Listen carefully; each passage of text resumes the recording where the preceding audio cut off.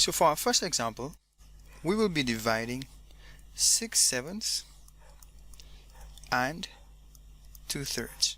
Whenever we're dividing fractions, we need to apply the reciprocal. This is where we flip our second fraction and change our division sign into a multiplication sign and follow the rules of multiplication. How is this done? Well, 6 on 7, I'm going to flip my second fraction, so 3 on 2, and I change my division sign into a multiplication sign, and I follow the rules of multiplication. If I'm multiplying fractions, it's as simple as multiplying the numerator, so 6 times 3, and multiplying the denominator, so 7 times 2. So this is why I simplify my fraction as far as I can. I notice I have 2 in my denominator and 6 in my numerator. The highest common factor between these two numbers is 2.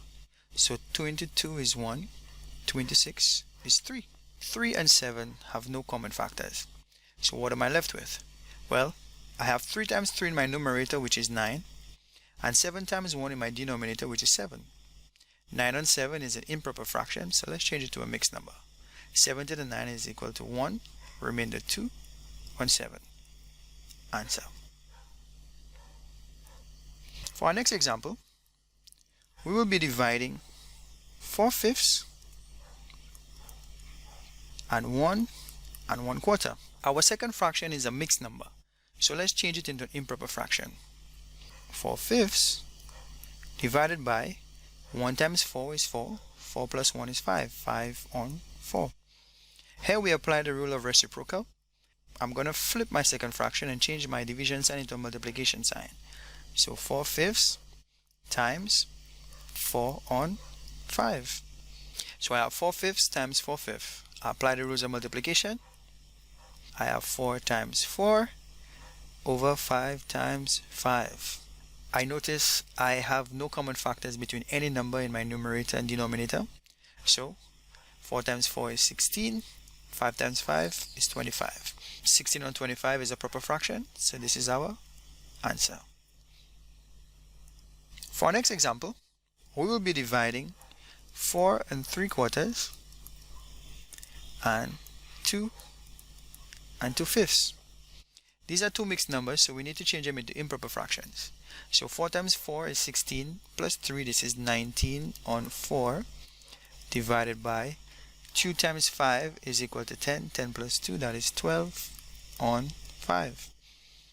Here I apply my rule of reciprocal, so I have 19 on 4 multiplied by 5 on 12. I'm multiplying fractions here, so I multiply my numerators, 19 times 5, and my denominators, 4 times 12. There are no common factors between any number in the numerator and the denominator. So if I multiply out my numerator, 19 times 5, that is equal to 95, over 4 times 12, that is equal to 48. 95 on 48, that's an improper fraction, so let's change it into a mixed number. 48 into 95, that is equal to 1, with a remainder of 47 on 48. Answer. For our next example, we will be dividing 3 1/2 and 1 1/6. These are two mixed numbers, so we need to change them into improper fractions. 3 times 2 is 6, 6 plus 1 is 7, so this is 7 on 2.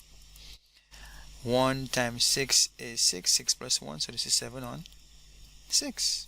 Here I apply the rule of reciprocal, so I have 7 on 2 times 6 on 7. Multiplying fractions, I multiply my numerators, so I have 7 times 6. Multiply my denominators, 2 times 7. I notice that I have 7 in my numerator and 7 in my denominator. The highest common factor between them is 7, so 7 into 7 is 1.